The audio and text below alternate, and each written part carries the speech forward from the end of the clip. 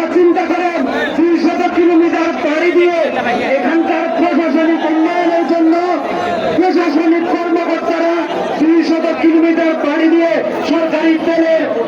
নোয়াখালীকে স্বতন্ত্র প্রশাসনিক বিভাগ ঘোষণার দাবিতে জেলা প্রশাসকের কার্যালয় ঘেরাও করে সমাবেশ ও অবস্থান কর্মসূচি পালন করা হয়েছে। বৃহস্পতিবার 16 অক্টোবর বেলা 11টার দিকে সর্বদলীয় বিভাগ বাস্তবায়ন কমিটির উদ্যোগে নোয়াখালীর জেলা প্রশাসক কার্যালয়ের সামনে প্রায় 2 ঘণ্টা ব্যাপী এই কর্মসূচি পালন করা হয়। এই কর্মসূচির একাত্মতা ঘোষণা করে বিএনপি, জামাত, ছাত্র শিবির, গণপরিষদ, হেফাজত ইসলাম সহ বিভিন্ন রাজনৈতিক দলের নেতারা। এছাড়া সামাজিক সংগঠন, শিক্ষা প্রতিষ্ঠানের শিক্ষার্থী সহ হাজার হাজার মানুষ এতে অংশগ্রহণ করেন।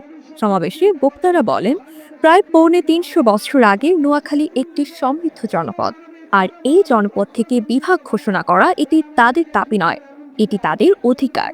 ভাষা শহীদ থেকে শুরু করে মহান স্বাধীনতা যুদ্ধের বীরশ্রেষ্ঠ শহীদ রুহুল আমিনের জন্মস্থান নোয়াখালীতে এবং বিএনপির চেয়ারপারসন খালেদা জিয়ার বাড়িও বৃহত্তর এই নোয়াখালীতে। এ সময় বক্তব্য দিয়েছিলেন নোয়াখালী সোনাপুর ডিগ্রি কলেজের সাবেক অধ্যক্ষ আবুল বাশারের সভাপতিত্বে। এতে বক্তব্য রাখেন নোয়াখালী জেলা বিএনপির আহ্বায়ক মাহবুব আলমগীর আলো, সদস্য সচিব হারুনুর রশিদ আজাদ, জেলা যুব দলের সভাপতি মঞ্জুরুল আজিম সুমন, সাধারণ সম্পাদক নুরুল আমিন খান, জেলা স্বেচ্ছাসেবক দলের সভাপতি সাবির আহমদ, গণ অধিকার পরিষদের নেতা আব্দুর জাহির সহ বৈষম্য বিরোধী ছাত্র আন্দোলনের নেতৃবৃন্দ এ সময় উপস্থিত ছিলেন।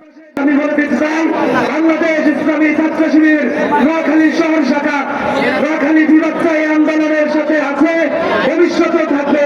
মাঠের আন্দোলন কিংবা টেবিলের ভিত্তিভিত্তিক সেই খেলায় ইসলামী ছাত্র শিবির তার সর্বোচ্চ শক্তি দিয়ে ভূমিকা রাখবে। জিন্দাবাদ।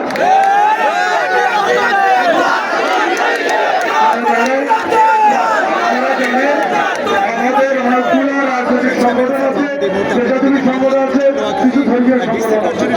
আমরা যারাই বক্তব্য দিব একটু সময়ের দিকে সংক্ষেপে গুরুত্বপূর্ণ পয়েন্টগুলো তুলে ধরার জন্য সবার প্রতি আহ্বান জানাচ্ছি। সর্বোচ্চ 2 মিনিট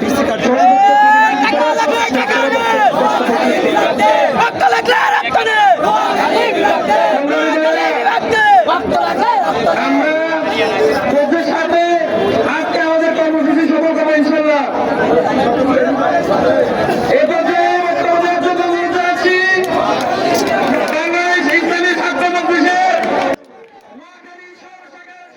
মোহাম্মদ আরিফ হোসেনের তথ্যচিত্রে সালমা সুভা আনিকা, চ্যানেল 21, নোয়াখালী।